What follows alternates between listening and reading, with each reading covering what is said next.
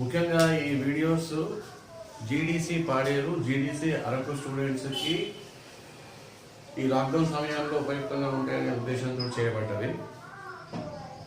కాబట్టి ఇందులో English and Telugu కూడా సైమల్టేనియస్గా నరేట్ చేయడం జరుగుతుంది ఏం చెప్పినా కూడా. కాబట్టి స్టూడెంట్స్ వీటిని కొంచెం జాగ్రత్తగా ఫాలో అయ్యి వాళ్ళకు క్లాస్ మొత్తం విన్న తర్వాత ఈ వీడియో అప్లోడ్ అనేది వాళ్ళ గ్రూప్స్లో అప్లోడ్ చేయడం అవుతుంది. అప్లోడ్ చేసిన తర్వాత క్లాసు విన్న తర్వాత దీని మీద మీకు ఎటువంటి సందేహాలు, ఎటువంటి ప్రాబ్లం, ఎటువంటి డౌట్స్ వచ్చినా కూడా ఆ గ్రూప్లోనే దానికి సంబంధించిన క్వశ్చన్స్ అని అడిగితే నెక్స్ట్ క్లాస్ బిగిన్ చేసే ముందర వాటిని నివృత్తి చేసి నెక్స్ట్ క్లాస్కి వెళ్ళడం జరుగుతుంది.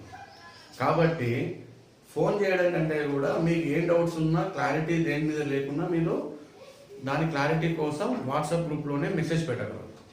ఇంకొకటి, అందరూ కూడా దీన్ని సబ్స్క్రైబ్ చేసుకోండి. బెల్ ఐకాన్ని కొట్టేస్తే మీరు అక్కడ మీకు రెగ్యులర్ నోటిఫికేషన్ క్లాసు ఎప్పుడు జరిగినా మీకు ఆటోమేటిక్గా మీకు నోటిఫికేషన్ వచ్చి మీరు నెక్స్ట్ తదుపరి క్లాస్కు మీరు వెళ్ళడం జరుగుతుంది. అయితే ఫస్ట్ బీకామ్ ఫస్ట్ ఇయర్ వాళ్ళకి ఫైనాన్షియల్ అకౌంటింగ్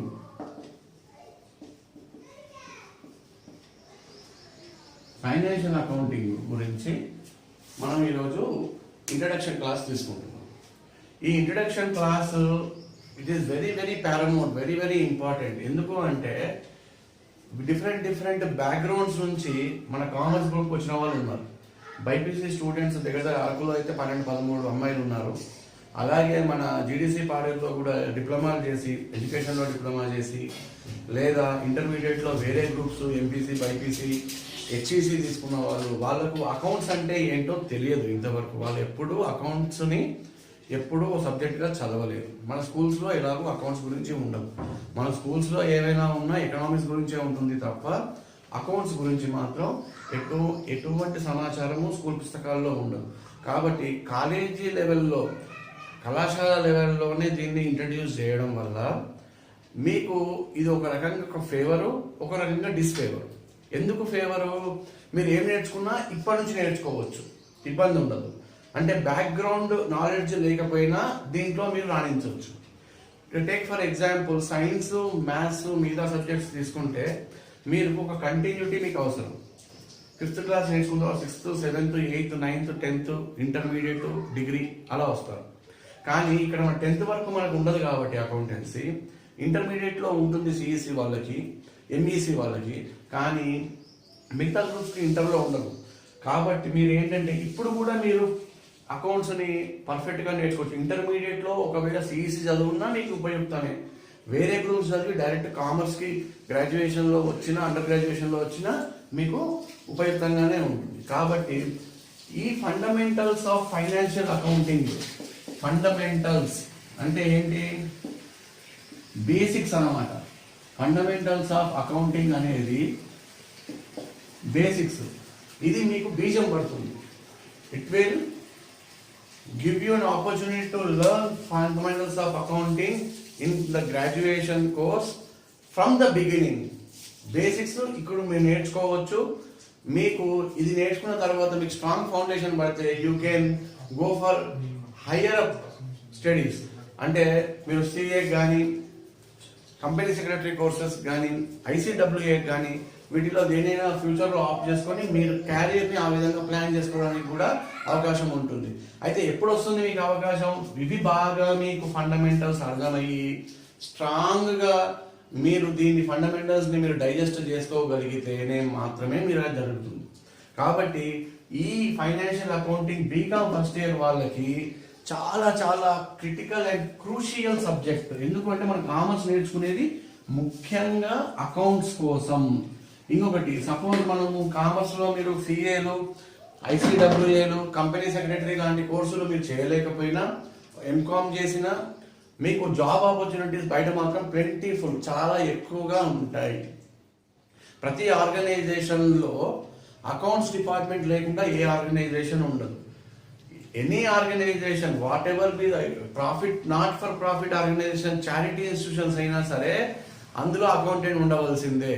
ఎందుకు అంటే accounts deals with money, every business deals with money. కాబట్టి అకౌంట్స్కి పారమౌంట్ ప్లేస్ అనేది ప్రతి ఆర్గనైజేషన్లో డెఫినెట్గా ఉంటుంది. దాన్నే డిఫరెంట్ సబ్జెక్ట్స్తో పిలుచుకుంటారు వాళ్ళు. ఒకడు ఎకనామిక్ యూనిట్ అంటాడు, ఒకడు ఫైనాన్స్ యూనిట్ అంటాడు, ఒకడు అకౌంట్ సెక్షన్ అంటాడు. కానీ what it deals with money or money's worth. కాబట్టి జాగ్రత్తగా ఈ బేసిక్స్ మీరు నేర్చుకోగలిగితే మీకు నెక్స్ట్ స్టెప్పుల్లో తర్వాత అడ్వాన్స్డ్గా నేర్చుకోవడానికి మీకు ఇక్కడే బీజం పడుతుంది. ఓకే, సో డియర్ స్టూడెంట్స్, మనకి ఇది ఇక్కడ ఎవరెవరికి ఇది GDC Paderu and GDC Araku వాళ్ళని ఉద్దేశించి చేయబడ్డ వీడియో. ఆన్లైన్లో మిగతావి చెప్పొచ్చు కదా అంటే మన దూర ప్రాంతాలు, కొంచెం లోపల కొండ ప్రాంతాల నుంచి విద్యార్థులు చాలామంది ఉన్నారు. మరి వీళ్ళందరికీ కూడా అందుబాటులో ఉండాలి అంటే ఆన్లైన్ కానీ, వెబెక్స్ మీటింగ్ కానీ, గూగుల్ మీట్లో కానీ చెప్పొచ్చు. నేను ఇప్పుడు ఐఎమ్ స్టేషన్ ఇన్ హైదరాబాద్, నాకు అన్ని ఫెసిలిటీస్ ఉన్నాయి, నాకు మొబైల్ ఉంది, ల్యాప్టాప్ ఉంది, అన్నీ ఉన్నాయి. కానీ క్లాస్లో ఉన్న 42 మందికి ఉండాలని లేదు కదా. ఒకవేళ వాళ్ళకు స్మార్ట్ ఫోన్స్ ఉన్నా టవర్ ప్రాబ్లం ఉంటుంది, కనెక్షన్ ప్రాబ్లం ఉండదు. ఇప్పుడు యూట్యూబ్ ద్వారా మీకు ఎందుకు చెప్పడం జరుగుతుంది, యూట్యూబ్లో మీకు రికార్డెడ్ వస్తుంది. మన క్లాస్లో నేను ఎలా చెప్తాను అలానే మీకు చెప్తాను. మీకు కాకపోతే ఇక్కడ ఏంటంటే ఇంటరాక్టివ్ ఉండదు.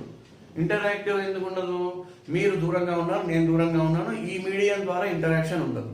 కాకపోతే ఇంటరాక్టివ్ కూడా అవకాశం కల్పించడానికి మనం ఏమనుకున్నాము, క్లాస్ అయిపోయిన తర్వాత మీరు దీన్ని క్లాస్ విన్న తర్వాత మీకు ఏ డౌట్లో ఉన్నా సరే మన రెస్పెక్టివ్ గ్రూప్స్ మనం అయితే వాట్సాప్లో క్రియేట్ చేసుకున్నామో అందులో మనము వాటి గురించి మీరు డౌట్లు అడిగినా, ఫర్దర్ డిస్కషన్ కావాలన్నా, ఫర్దర్ క్లారిటీ కావాలన్నా కూడా నేను దాన్ని క్లారిఫై చేయడానికి ప్రయత్నం చేస్తాను.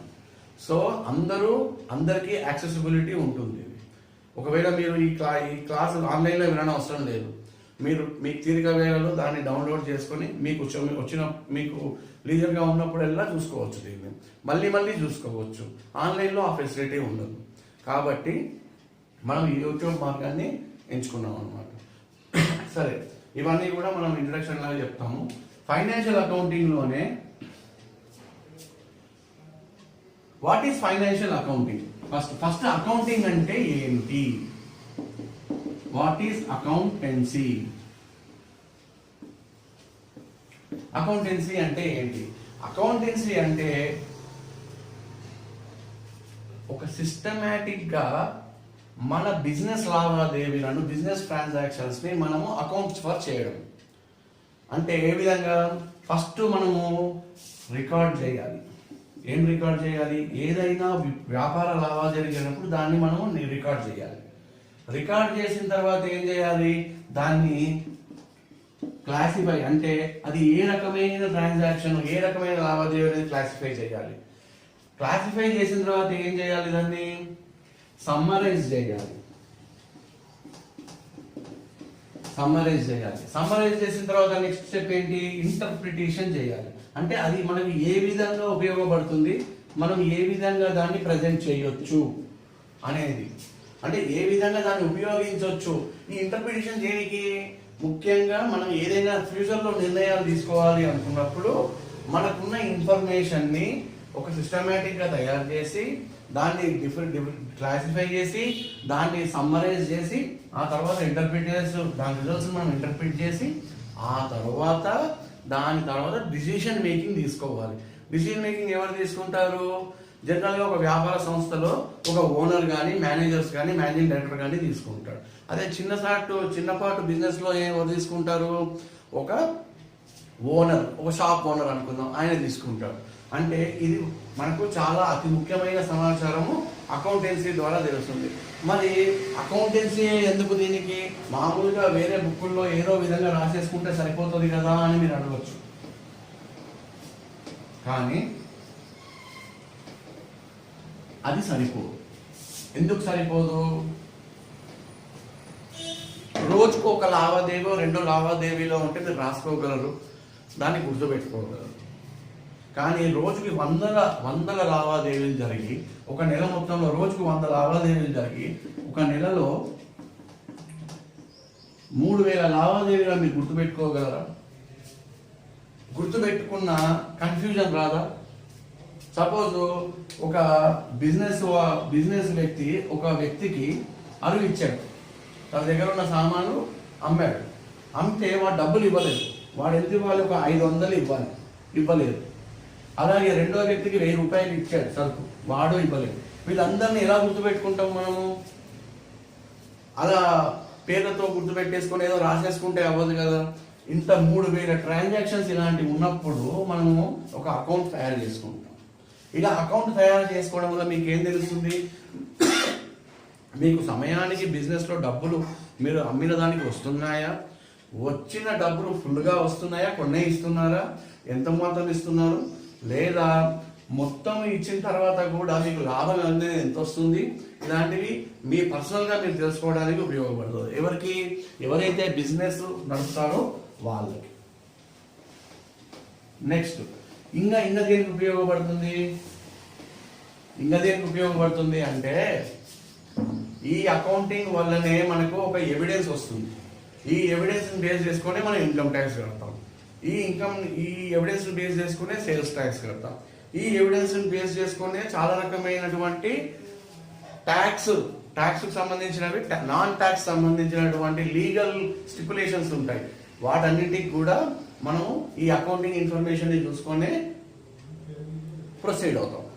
సో అకౌంటెన్సీ అనేది ఒక systematic recording of all transactions and analysing the transactions, then classifying the transaction, then what the classified transactions are summarised. ఆ సమ్మరైజ్ అయిన తర్వాత దాన్ని వివరణ ఎట్లా ఇచ్చారు, ఇంటర్ప్రిట్ ఎట్లా చేశారు, అది మనకు డిసిజన్ మేకింగ్కి ఒక నిర్ణయం తీసుకోవడానికి ఏ విధంగా ఉపయోగపడతారు అనే దాని మీదనే ఈ అకౌంటెన్సీ బేస్ అయ్యి ఉంటుంది. అకౌంటెన్సీ ఇంపార్టెన్స్ అనేది దీనివల్ల వస్తుంది. అయితే దీనికి ఏమేమి పద్ధతులు ఉన్నాయి చేయడానికి? అకౌంటింగ్ ప్రాసెస్ గురించి మనం మాట్లాడుదాం ఫస్ట్.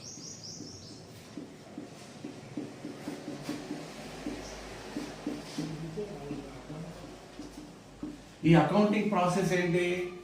ఫస్ట్ రికార్డ్ చేయడం,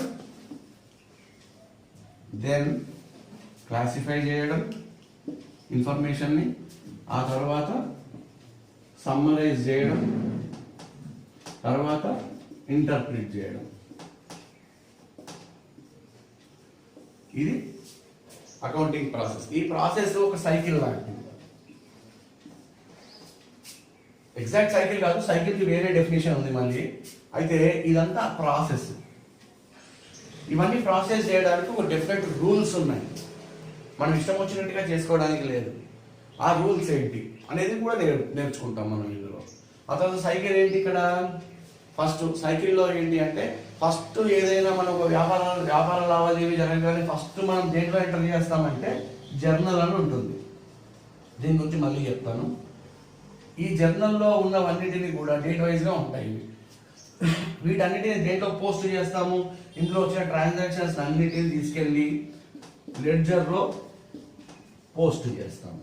లెడ్జర్లో ఏం చేస్తాము? పోస్ట్ చేస్తాము. ఈ లెడ్జర్ నుంచి ఏం చేస్తాము? ట్రయల్ బ్యాలెన్స్ని ప్రిపేర్ చేస్తాము. ఈ ట్రయల్ బ్యాలెన్స్ నుంచి ఫైనల్ అకౌంట్స్కి వెళ్తాం. ఫైనల్ అకౌంట్స్ అంటే ఇయర్ ఎండింగ్లో చేసేది. ఈ ట్రయల్ బ్యాలెన్స్ అంటే ఏంటి? ఈ లెడ్జర్లో ఉన్న ఒక్కొక్క అకౌంట్ని బ్యాలెన్సెస్ చివరికి వచ్చే ఫిగర్ని ఒక దగ్గర వేస్తాము. డెబిట్ సైడ్ వస్తాము, క్రెడిట్ సైడ్ వేస్తాము.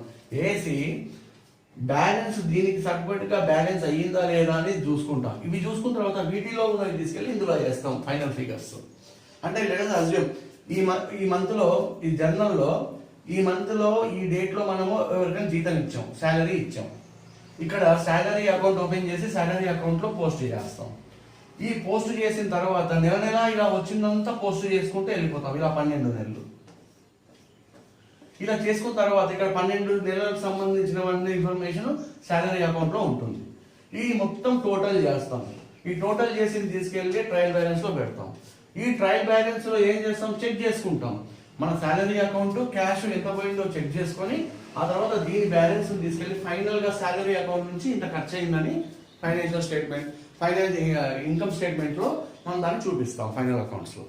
అయితే ఇదంతా ఒక సైకిల్. ఇది అయిన తర్వాత ఏం చేస్తాం, ఇయర్ అయిన తర్వాత క్లోజ్ చేసేస్తాం. క్లోజ్ చేసి దాని బ్యాలెన్స్ ఏదైతే ఉంటుందో ఓపెనింగ్ బ్యాలెన్స్గా నెక్స్ట్ ఇయర్లో చూపించుకొని స్టార్ట్ చేస్తాం. ఇదంతా ఒక సైకిల్. మళ్ళీ జనరల్ స్టార్ట్ అవుతుంది ఏప్రిల్ 1. ఫైనాన్షియల్ ఎప్పుడు స్టార్ట్ అవుతుంది, ఏప్రిల్ 1 నుంచి మార్చ్ 31 వరకు. మనం ఫైనల్ ఇయర్ అకౌంట్స్ ఎక్కడి వరకు ప్రిపేర్ చేస్తాం, ఈ మార్చ్ 31 వరకు ప్రిపేర్ చేస్తాం. నెక్స్ట్ ఇయర్కి ఏమవుతుంది, ఏప్రిల్లో కొత్తది ఓపెన్ అవుతుంది ఫైనాన్షియల్ ఇయర్. మళ్ళా ఆ డేట్ నుంచి జనరల్ స్టార్ట్ అవుతుంది. ఆ జనరల్ నుంచి లెడ్జర్ పోస్ట్ వస్తుంది. లెడ్జర్ పోస్ట్ నుంచి ఫైనల్గా ట్రయల్ బ్యాలెన్స్, ఆ తర్వాత చివరిగా ఫైనల్ అకౌంట్స్లో ఆ ఫిగర్ చూపిస్తుంది. అలా మనకి కంటిన్యూటీ అనేది బిజినెస్లో వస్తుంది. ఇందులోనే మనకు అన్ని వ్యాపార లావాదేవీలు వస్తాయి. ఎంతమంది బకాయి ఉన్నారు, మనం ఎంతమందికి బకాయి ఉన్నాము, మనం ఏదైనా తీసుకునేది ఉందా, మనకు ఏదైనా వచ్చేది ఉందా, మనకు ఆదాయం ఏ విధంగా వచ్చింది, మనం ఆదాయం ఏ విధంగా ఖర్చు అయ్యింది, అన్ని విషయాలు కూడా ఇందులో పొందుపరచడం జరుగుతుంది. అయితే దీనివల్ల మనకి ఏం తెలుస్తుంది, ఇయర్ ఎండింగ్ లో మనకు లాభం వచ్చిందా లేదా, లేకపోతే ఏమైనా నష్టపోయామా అనేది కూడా ఇయర్ ఎండింగ్ లో అకౌంట్స్ మొత్తము మెయింటైన్ చేస్తే తెలిసిపోతుంది. సరే, ఇప్పుడు అకౌంటింగ్ ప్రాసెస్, అకౌంటింగ్ దాని గురించి ఇప్పుడు కొంచెం వివరణ ఇంకొంచెం చూద్దాం ఏ విధంగా వస్తుంది.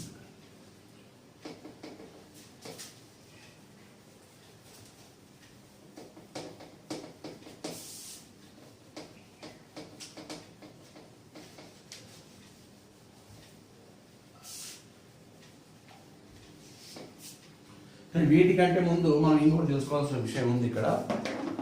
ఏంటి అంటే history of accounting.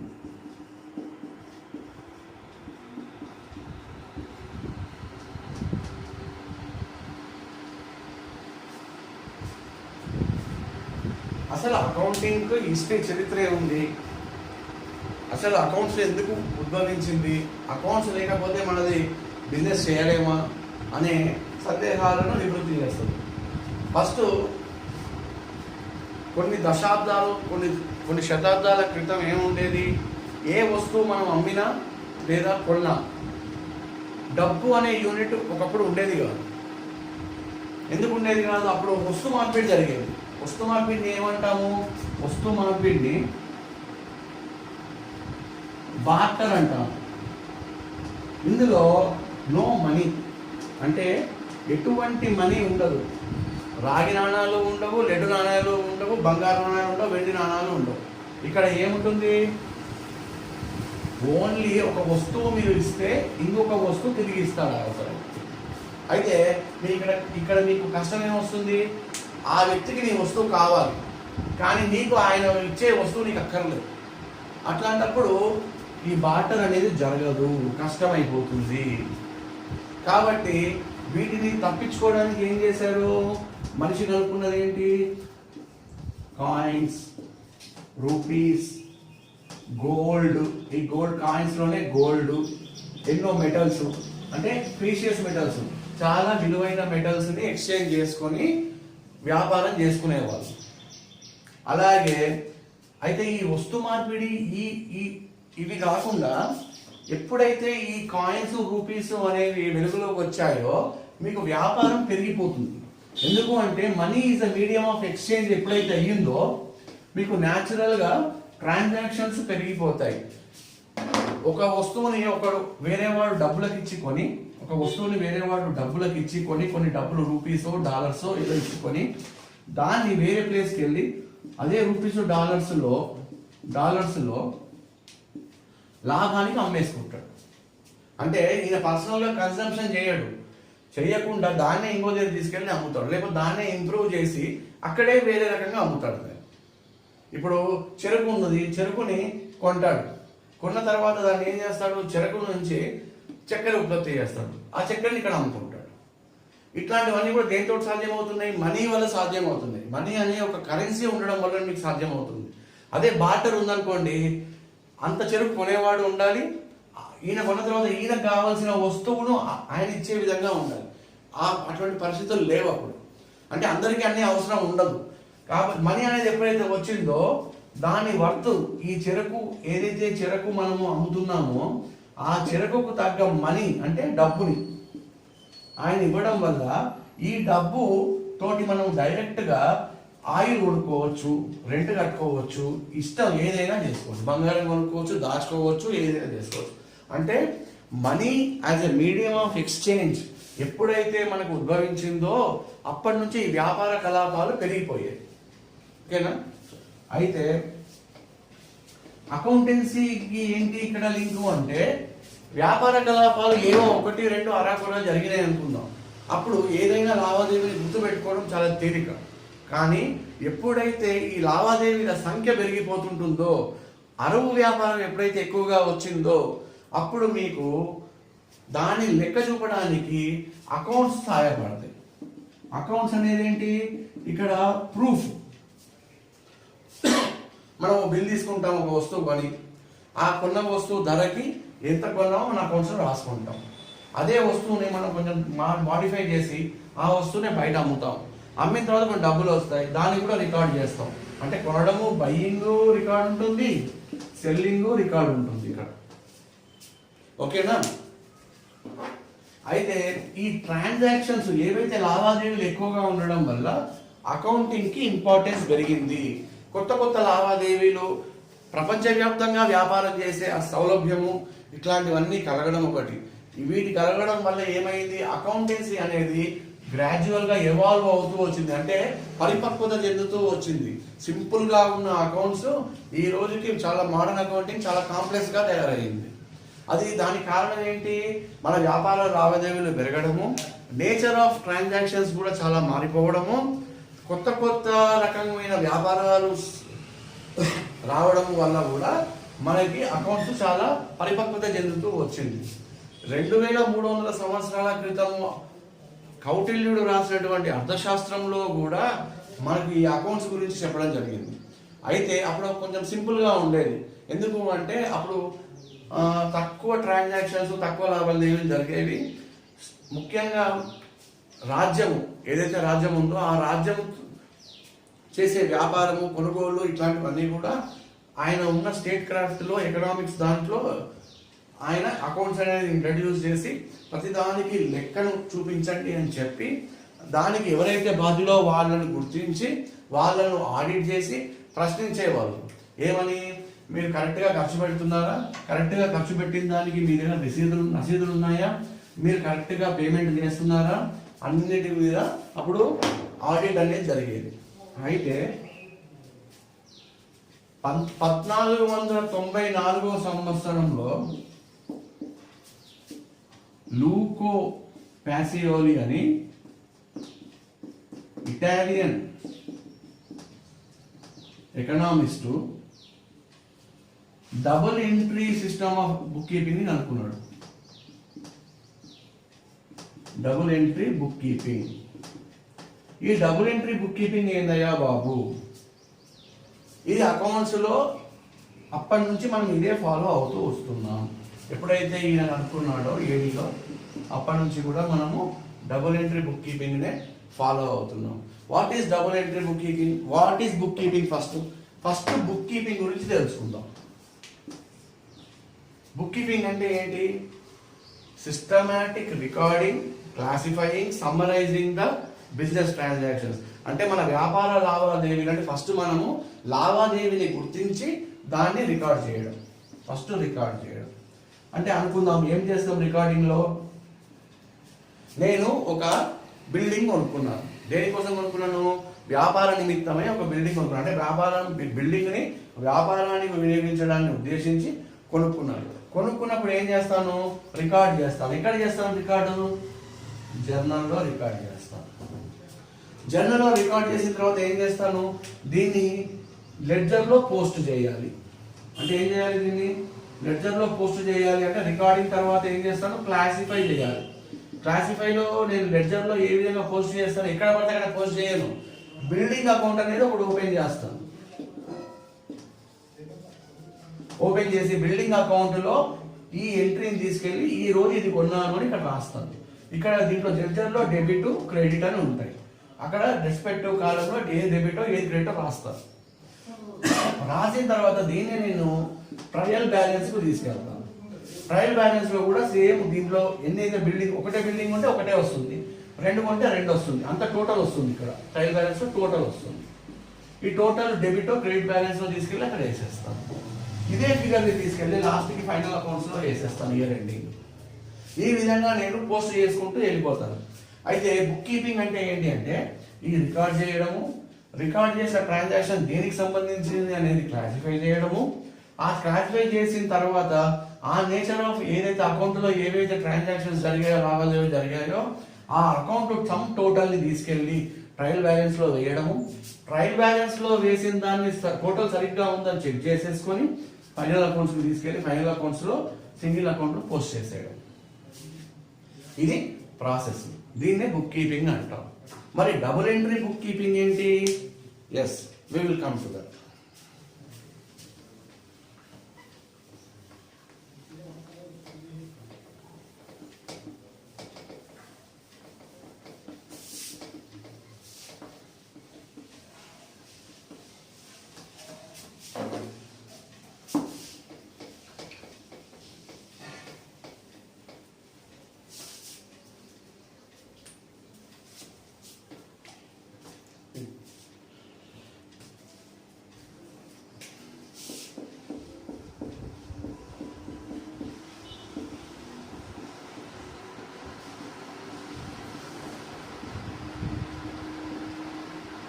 Double entry book keeping.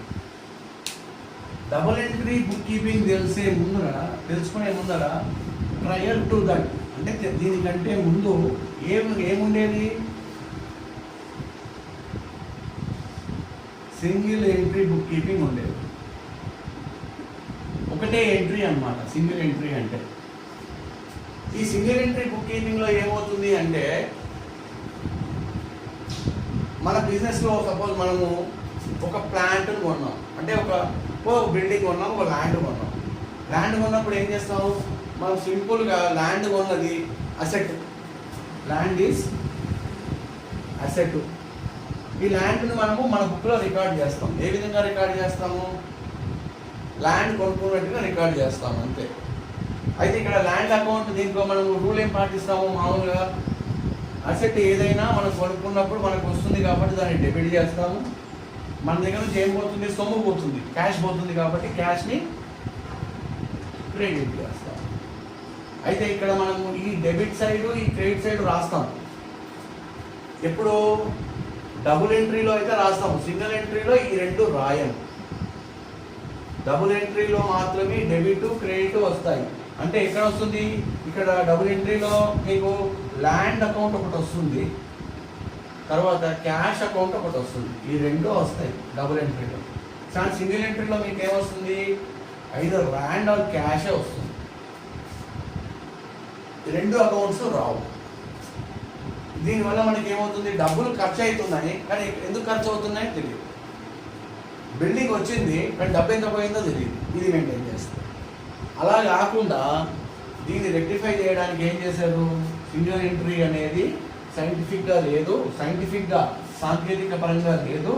కాబట్టి డబుల్ ఎంట్రీ బుక్ కీపింగ్ అని లూకో కాసియోలి ఇటాలియన్ సైంటిస్టు, అదే అకౌంటెంట్ ఆర్ ఎకనామిస్ట్ ఇస్తే ఆయన డబుల్ ఎంట్రీ బుక్ కీపింగ్ని కనుక్కున్నారు. ఈ డబుల్ ఎంట్రీ బుక్ కీపింగ్ యొక్క అడ్వాంటేజ్ ఏంటి అంటే ఫర్ ఎవ్రీ డెబిట్ ట్రాన్సాక్షన్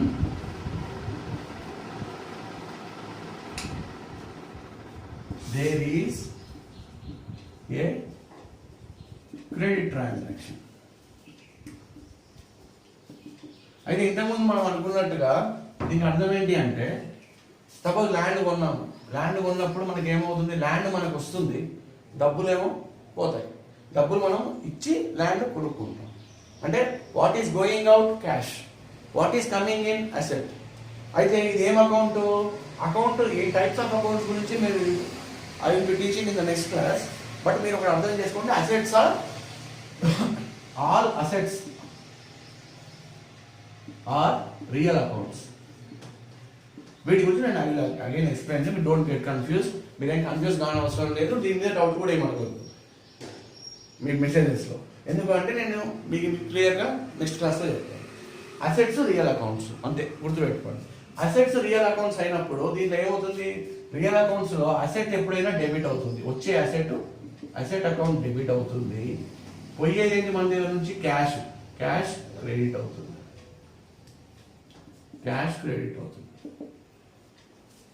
ఎంత కొంటే అంటే అసెట్ 1,00,000 రూపాయలు కొనాలనుకుందాం, 1,00,000 రూపాయలు క్యాష్ ఇచ్చేసారు అలా. ఓకే, అయితే ఇక్కడ ఏమైంది, మీకు ఏమేమి అకౌంట్స్ ఎఫెక్ట్ అయ్యాయి, ఇక్కడ అసెట్ అకౌంట్ ఎఫెక్ట్ అయింది, క్యాష్ అకౌంట్ అయింది. అంటే అసెట్ అకౌంట్ క్యాష్ అకౌంట్ రెండిట్లలో ఎంట్రీ ఉంటుంది. Asset account data, asset account లో ఏం చేస్తాము, లెడ్జర్ ఓపెన్ చేసి డేటా క్రెడిటర్స్ లో టు క్యాష్ అని చెప్పి ఎంత అమౌంట్ 1,00,000 రూపాయలు రాసేస్తాం అనమాట. ఇది క్రెడిట్ సైడ్. అలాగే క్యాష్ అకౌంట్ లో ఏం చేస్తాం, ఇక్కడ రాస్తాం చూడండి. క్యాష్ అకౌంట్ లెడ్జర్ లో, క్యాష్ లెడ్జర్ లో ఏం రాస్తాను,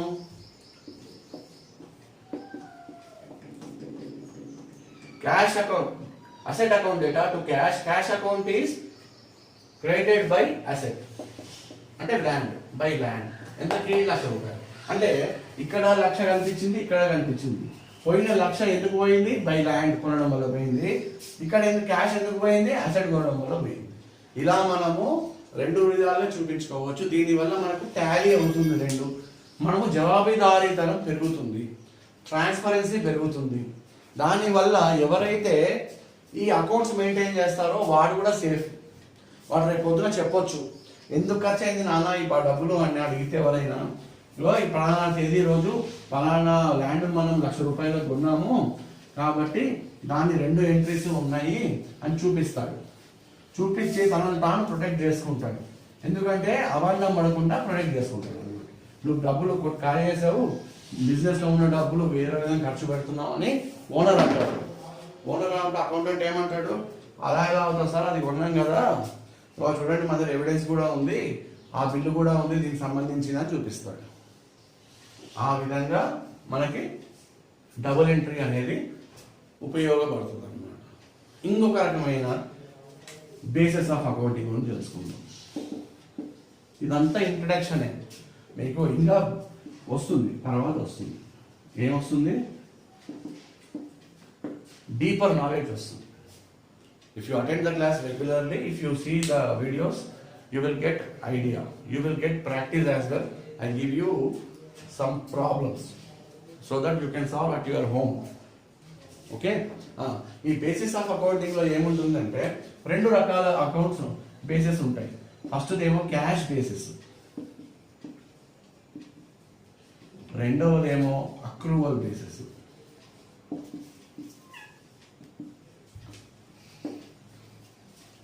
వాట్ ఈస్ క్యాష్ బేసిస్ అంటే నగదుతో జరిగే వ్యవహారం అన్నమాట, అంతా లావాదేవీలు. అక్రూవల్ బేసిస్ అంటే ఏంది, నగదే కాదు, నగదుతో క్యాష్ ప్లస్ ఇది ఓన్లీ క్యాష్. ఏంటి, ఇదేమో ఓన్లీ క్యాష్. మన భాషలో చెప్పుకోవాలంటే క్యాష్ ప్లస్ అంటే క్యాష్ దాంతో పాటు వేరేవి కూడా. అంటే ఏ విధంగా చెప్తాను, ఫస్ట్ క్యాష్ బేసిస్ గురించి తెలుసుకుందాం. మన ఫైనాన్షియల్ ఎప్పుడు స్టార్ట్ అవుతుంది,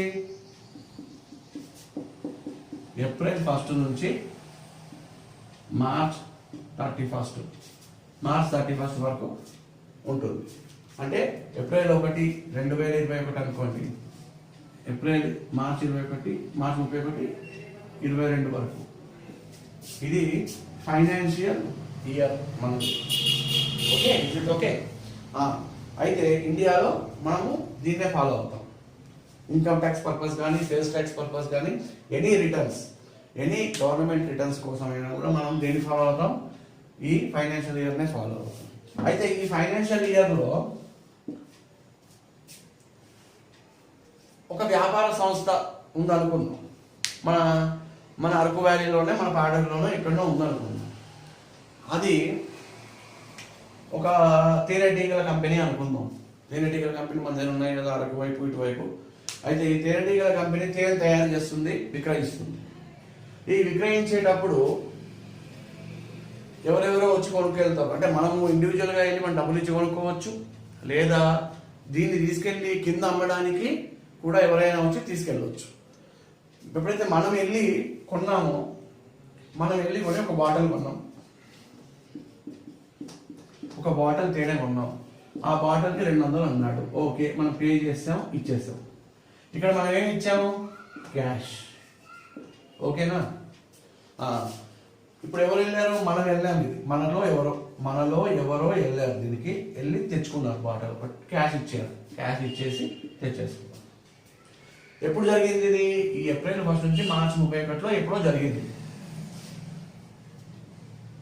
అదేవిధంగా ఎవరో కింది నుంచి ఒక వ్యక్తి వచ్చి, నాన్న నీ తేనె చాలా బాగుంది, 200 రూపాయలు కూడా అమ్ముతున్నావు కదా, నాకు కూడా అమ్ము, నాకు 100 బాటిల్స్ కావాలి అంటాడు. ఏమంటాడు? 100 బాటిల్స్ కావాలంటాడు. 100 బాటిల్స్కి ఈయన అంటాడు 20,000 రూపాయలు అవుతుందండి అంటాడు. ఈయన ఏమంటాడు అప్పుడు? కింది నుంచి వచ్చిన వ్యాపారవేత్త, నా దగ్గర 10,000 రూపాయలు ఉన్నాయి, 10,000 రూపాయలు నేను తర్వాత ఇస్తాను. ఏమంటాడు? తర్వాత ఇస్తాను అంటాడు. ఈ 10,000 ఏమో నగదు, అంటే క్యాష్. ఓకే, ఈ 10,000 ఏంటి? అప్పు, అంటే క్రెడిట్. ఓకే, ఈ 10,000 తర్వాత ఇస్తా అన్నాడు. మనకి ఇంతకుముందు మనం ఏం చూసుకున్నాం? దీంట్లో మనలో ఎవరైతే ఒక బాటిల్ తెచ్చుకొని క్యాష్ ఇచ్చాడు, ఇది క్యాష్ బేసిస్.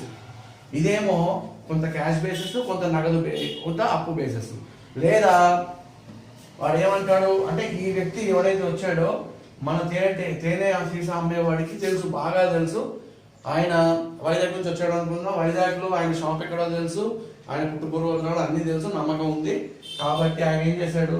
నాకు దగ్గర ఈ 10,000 నగదు కూడా నేను ఇవ్వలేను, మొత్తం 20,000 రూపాయలే అరువు తీసుకెళ్తానంటాడు అప్పు మీద. అప్పుడు ఇదేమవుతుంది? క్యాష్ అవుతుందా ట్రాన్సాక్షన్? క్యాష్ ట్రాన్సాక్షన్ కాదు. ఇదేం ట్రాన్సాక్షన్ అవుతుంది?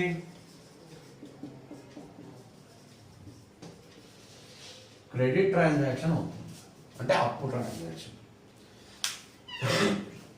అయితే మన బేసిస్ ఆఫ్ అకౌంటింగ్ లో క్యాష్ బేసిసా, అక్రూవల్ బేసిసా అంటే, ఈ ఫస్ట్ది మనం వచ్చి ఓన్లీ డబ్బులు క్యాష్ కు మాత్రమే అమ్మితే అది క్యాష్ బేసిస్ అవుతుంది.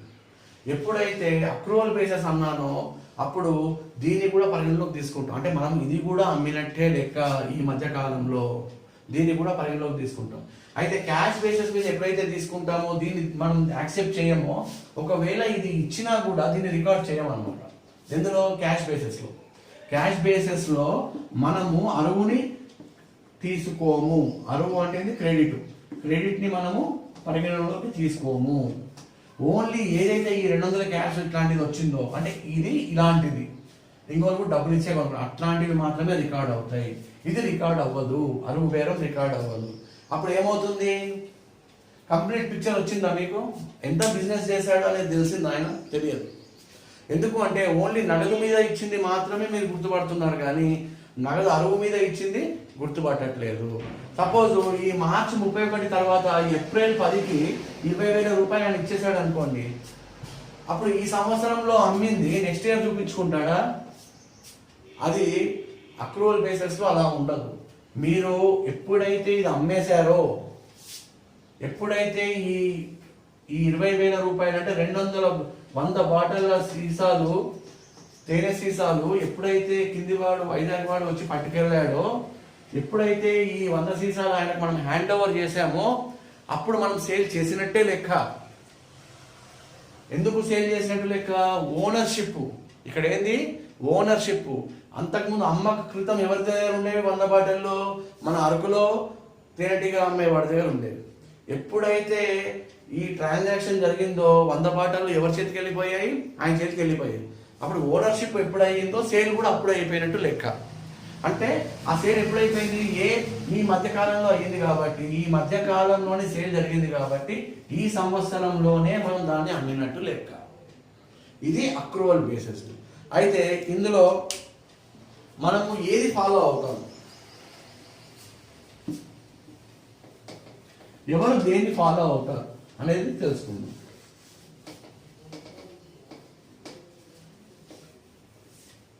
క్యాష్ బేసిస్ అనేది చాలా నేరో. ఎందుకంటే ఇక్కడ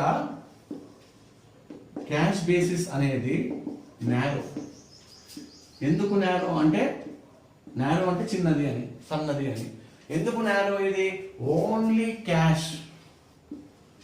క్యాష్నే పరిగణలోకి తీసుకుంటుంది.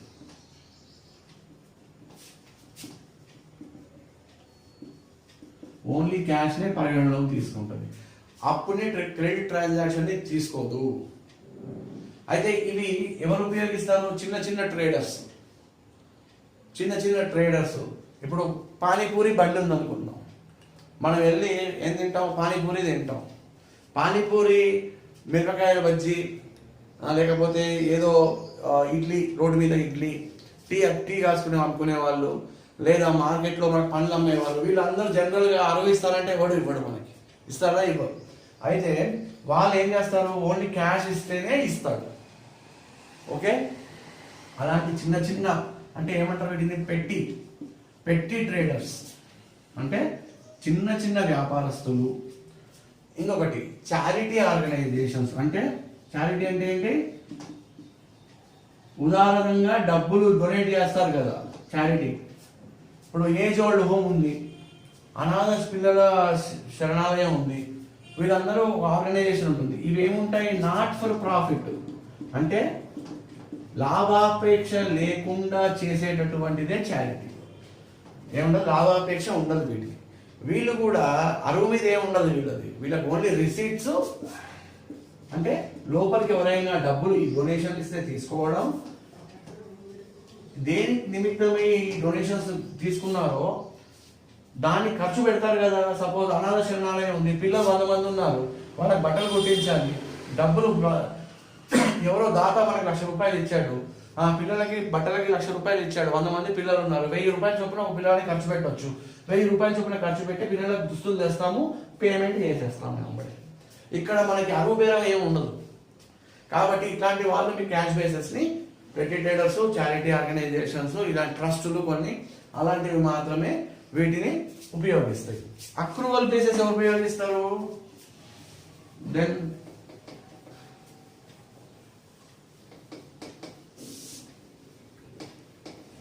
అక్రూవల్ బేసెస్ ఎవరు ఉపయోగిస్తారు? అక్రూవల్ బేసెస్ ఆఫ్ అకౌంటింగ్ ఎవరు ఉపయోగిస్తారు? మిగతావన్నీ ఇట్లా పెట్టి ట్రేడర్స్, చారిటీ ఆర్గనైజేషన్సే కాకుండా మిగతా వాళ్ళందరూ కూడా ఇప్పుడు అక్రూవల్ బేసిస్ మీదనే బిజినెస్ చేస్తారు. కంపెనీస్ యాక్ట్ ఏం చెప్తుంది అంటే, కంపెనీస్ యాక్ట్ యాజ్ అమెండెడ్ అంటే రూపాంతరం చెందింది 2013 యాక్ట్ ప్రకారం.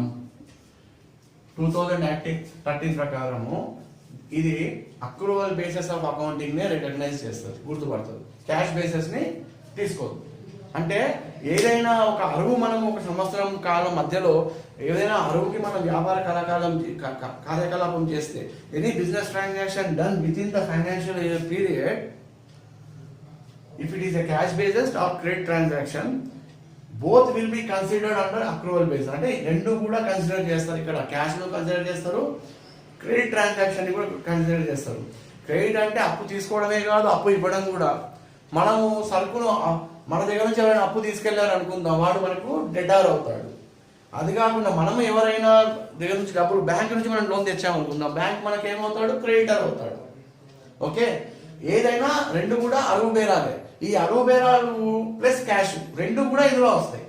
అంటే బిజినెస్ లో ఏది మిస్ అవ్వదు. మీకు ఓ చిన్న గుండు సూది పోయి కొన్నా మీరు దానికి ఒక రిసిప్ట్, ఓచర్ ఉంటుంది. ఆ ఓచర్ అది వస్తుంది. ఒక ల్యాండ్ కొన్నా దానికి సంబంధించిన దస్తావేజులు, దాని దగ్గర ట్రాన్సాక్షన్, మీరు అందరు బిల్లుస్ ఉంటే అది వస్తుంది. మీరు ఎవరికైనా మన దగ్గర ఉన్న గూడ్స్ మీరు ఇచ్చినా, అమ్మినా, వాడు డబ్బులు ఇవ్వకపోయినా అది కూడా ఇందులోనే వస్తుంది. ఎందుకు అంటే మీకు గూడ్స్ ప్రాపర్టీ అనేది ట్రాన్స్ఫర్ అయిపోయింది. ఎప్పుడైతే మీరు సేల్ ఇన్వాయిస్ ఇచ్చేసారో ఆ రోజు నుంచి ఓనర్షిప్ ఎప్పుడైతే ట్రాన్స్ఫర్ అయ్యిందో, పొజిషన్ అనేది ఎప్పుడైతే ట్రాన్స్ఫర్ అయ్యిందో అప్పటి నుంచి అక్రూడ్ అన్నట్టుగానే, అంటే ఆ రోజు మీరు అమ్మినట్టుగానే లెక్కన పరిగణలోకి తీసుకొని ఇన్కమ్ ట్యాక్స్ కానీ కట్టాలి. Accrual basis of accounting. Okay, ఇది కంపెనీస్ యాక్ట్ ప్రకారం మన బిజినెస్ నెట్ ప్రాఫిట్ అనేది దీని ప్రకారం తెలుస్తుంది. కానీ ఇన్కమ్ ట్యాక్స్ లో ఏమవుతుంది? ఇన్కమ్ ట్యాక్స్ జనరల్ గా క్యాష్ బేసిస్ మీద ఉంటుంది. ఇన్కమ్ ట్యాక్స్ ఏ విధంగా విధిస్తాడు వాడు? Cash based. క్యాష్ రియలైజ్ అయితేనే ఆ సంవత్సరంలో మీకు ట్యాక్స్ పడుతుంది. క్యాష్ రియలైజ్ అవ్వలేదు, ఇంకా రియలైజ్ అవ్వలేదు, మీరు గూడ్స్ అమ్మారు, గూడ్స్ ఫిజికల్గా ట్రాన్స్ఫర్ చేశారు, ఓనర్షిప్ ట్రాన్స్ఫర్ అయిపోయింది, అయినా కూడా క్యాష్ ఇంకా ఇవ్వలేదు, అయితే అది ఎంటర్ కాదు. ఈ సంవత్సరానికి అవుట్ స్టాండింగ్లో చూపించుకుంటారు. కాబట్టి కంపెనీస్ యాక్ట్ మాత్రం మీకు అప్రూవల్ బేస్డ్. మనం ఏ బిజినెస్ అకౌంట్స్ మెయింటైన్ చేసినా కంపెనీస్ యాక్ట్ ప్రకారం కంపెనీలు అన్నీ కూడా అప్రూవల్ బేస్డ్గానే మెయింటైన్ చేస్తాయి. ఓకే,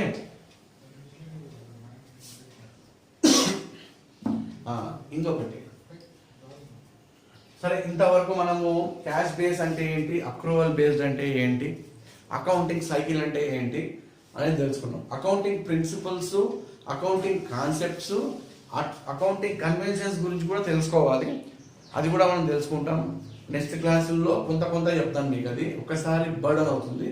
అయితే ఇప్పుడు మనము వీటన్నిటికంటే కూడా మనకి మోడర్న్ డే అకౌంటింగ్లో డబుల్ ఎంట్రీ బుక్ ప్రకారము అకౌంట్స్ని ఎన్ని విధాలుగా క్లాసిఫై చేశారు. నేచర్ ఆఫ్ అకౌంట్స్ ఏ విధంగా ఉంటాయంటే, పర్సనల్ అకౌంట్స్,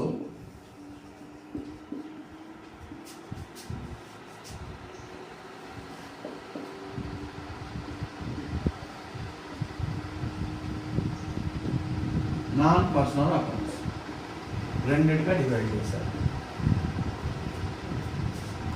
రాసుకోండి, మీ బుక్లో కూడా ఎంటర్ చేసుకోవాలి మీరు. అది personal accounts, non personal accounts, types of accounts అన్నమాట. ఏంటివి? Types of accounts. ఈ పర్సనల్ అకౌంట్స్లో ఏమొస్తాయి?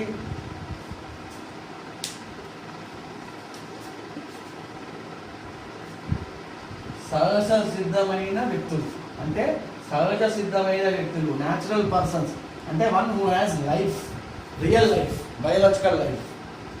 రెండోది ఏంటి? Artificial persons.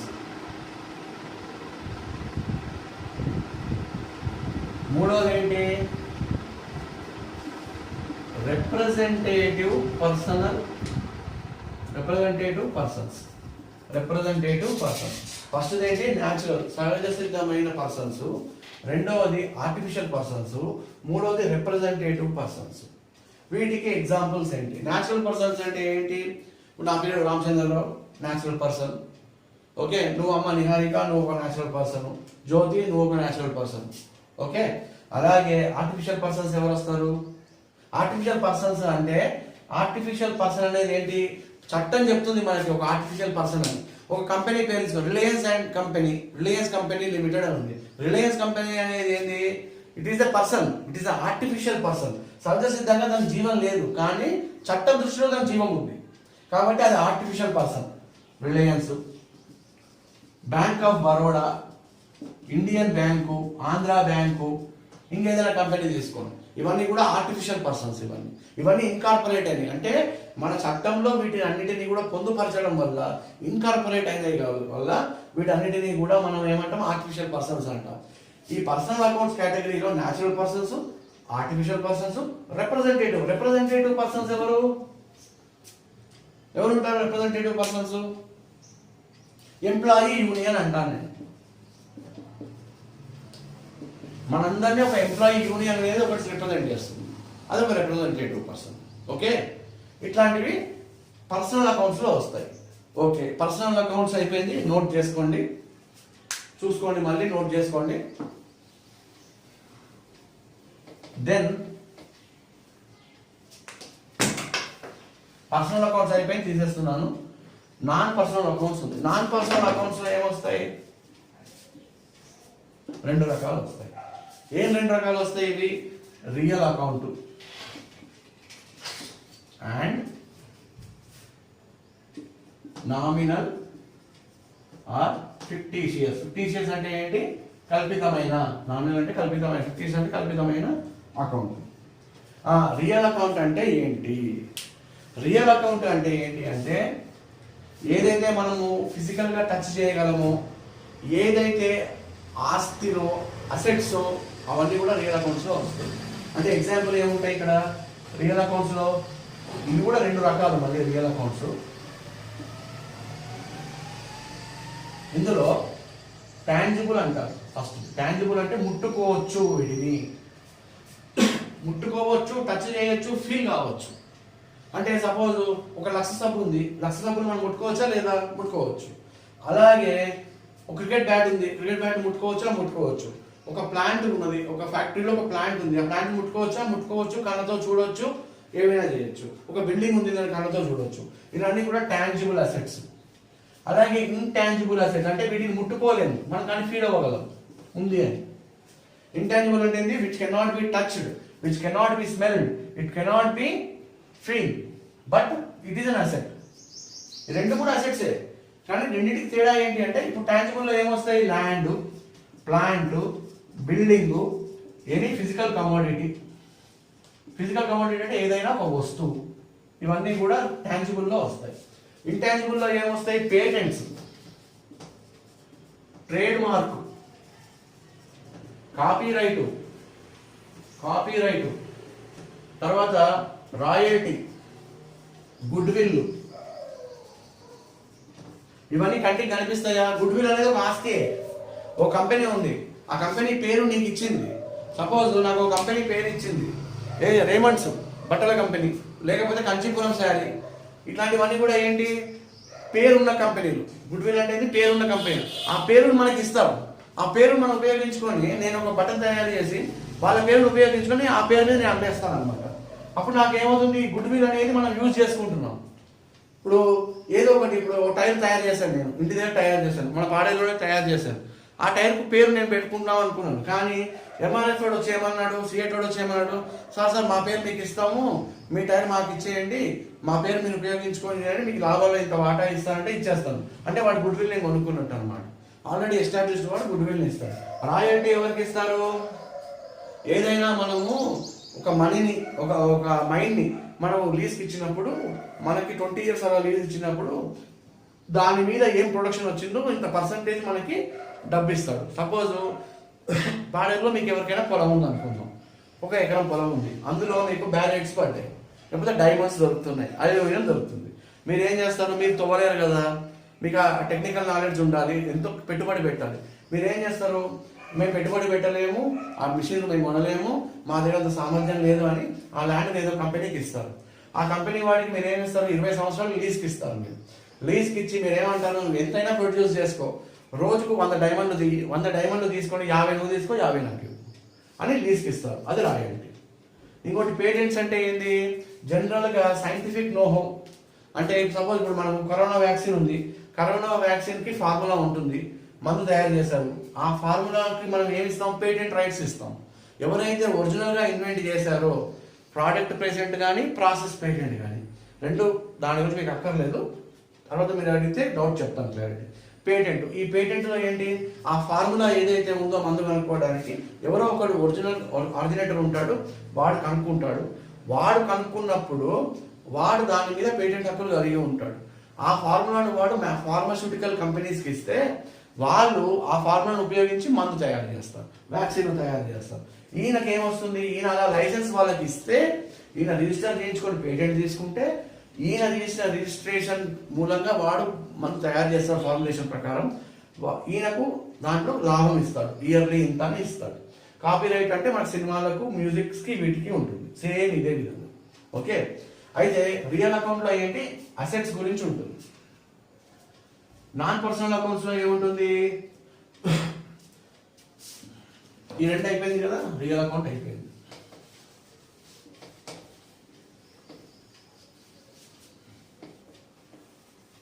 Nominal account.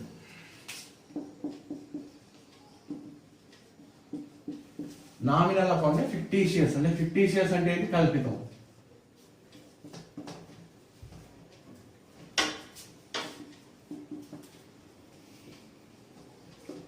Fictitious account. Fictitious అకౌంట్లో ఏమొస్తుంది అంటే, అసలు what is nominal account? Fictitious account మనకు ఒక బిజినెస్ కన్సర్న్కి సంవత్సరం మొత్తం ఖర్చులే. ప్రతి నెల రెంట్లు కట్టుకోవాలి, శాలరీస్ ఇవ్వాలి, రా మెటీరియల్ కొనుక్కోవాలి, ఎలక్ట్రిసిటీ బిల్లు కట్టాలి, ఎన్నో రకమైన ఖర్చులు ఉంటాయి. అలాగే మనము ఏదైతే సర్వీస్ ప్రొవైడ్ చేస్తున్నామో, లేకపోతే మనం ఏదైనా వస్తువును అమ్ముతున్నామో, అప్పుడు అమ్మినప్పుడు మనకు కొంత రెవెన్యూ వస్తుంది, అంటే డబ్బులు వస్తాయి. జనరల్గా మనం డబ్బులను credit side, profit and loss అకౌంట్లో ఈ ఆల్ ఎక్స్పెన్సెస్ అన్నిటిని కూడా డెబిట్ సైడ్ చూపిస్తాం. అలా చూపించినప్పుడు మనకు ఈ 1,00,000 రూపాయల ఇన్కమ్ రావాలి అంటే మనకి ఎంత ఖర్చు అవుతుంది, ఇక్కడ ఖర్చు అంతా ఇక్కడ అవుతుంది, ఇన్కమ్ అంతా ఇక్కడ ఉంటుంది, ఎక్స్పెండిచర్ అంతా ఇక్కడ అవుతుంది ప్రాఫిట్ అండ్ లాస్ అకౌంట్లో. దీన్ని డెబిట్, ఇది క్రెడిట్. అయితే మనకు రెంట్ కడతాం, శాలరీ పే చేస్తాము, ఎలక్ట్రిసిటీ బిల్లు కడతాము, రా మెటీరియల్ కొంటాము, ఎన్నో ఇవన్నీ ఖర్చులే, మనకి ప్రతిరోజు ఖర్చులే. ప్రతి చిన్న పేపర్ దగ్గర గుండు సూది నుంచి బిజినెస్లో ఖర్చు అవుతూనే ఉంటుంది. ఫర్నిచర్ కొంటాం, ఫిక్చర్స్ కొంటాము, ల్యాండ్ కొంటాం, బిల్డింగ్స్ కొంటాము, అవన్నీ అసెట్స్ అయినా ఆ అసెట్స్ అనేవి ఇందులో రావు. ఇది నామినల్ అకౌంట్స్లో ఏమొస్తాయి అంటే ఈ ఇన్కమ్ సంపాదించడానికి మనకు రోజువారీ ఖర్చులు ఎంత అవుతున్నాయి, సంవత్సరం ఇన్కమ్ 1,00,000 రూపాయలు సంపాదించడానికి మనం ఎంత ఖర్చు పెడుతున్నాము. అసెట్స్ కాదు, అంటే ఆస్తులు కొనడం అంటే ఎక్కువైపోతాయి, అవి వాటిని పరిగణలోకి తీసుకోకూడదు. ఈ ప్రాసెస్, ఈ ప్రొసీజర్ అంటే ఇది సంపాదించడానికి మనం పెట్టే ఖర్చులు, ఇది అసెట్స్ ఉపయోగిస్తాం, అది విషయం వేరు. కానీ ఇది ప్రైమరీ, వేరే ఖర్చులు, ఇతరత్రా ఖర్చులు. ఈ ఇతరత్రా ఖర్చులు దేనికి అవుతాయి, ఇది సంపాదించడానికి అవుతాయి. కాబట్టి వీటిని నామినల్ అకౌంట్స్ అంటారు. ఓకే, ఇంకా డీటెయిల్డ్గా మనం ఏం చేద్దాం, నెక్స్ట్ క్లాస్లో జర్నల్ ఎంట్రీ స్టార్ట్ చేద్దాం. ఫస్ట్ రూల్స్ తెలుసుకుందాం, ఏ అకౌంట్కి ఏ విధమైన రూల్స్ వాడాలి అనేది తెలుసుకుందాం. డబుల్ ఎంట్రీ అయిపోయింది, అది ఎట్లా ప్రాక్టికల్గా ఉంటుంది అనేది మీకు జర్నల్ ఉంది, లెడ్జర్ ఉంది, ట్రయల్ బ్యాలెన్స్ ఉంది, ఫైనల్ అకౌంట్స్ ఉంది. వీటన్నిటిని 1 by 1 ఎక్స్ప్లెయిన్ చేసుకుంటూ వెళ్తే లాజిక్ కంప్లీట్గా you will get the grasp of the subject. Okay, so don't miss the class, attend to it, press bell button so that you can get timely notifications. Okay, next class lo we will discuss about journal and rules of accounts, real account, personal account and nominal account. How to write journal entries we will learn. Very important one. In accountancy, journalizing is very much important, because if you make any mistake in writing journals, then everything will go wrong. Everything goes wrong in ledger.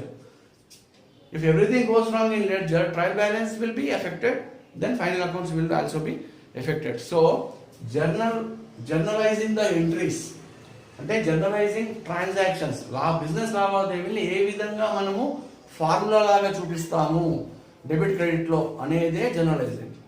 Okay, so in the next class we will discuss about journalizing the entries. After journalization, we will discuss some accounting principles and conventions, concepts and conventions. Okay, fine. Good day. Have a good day.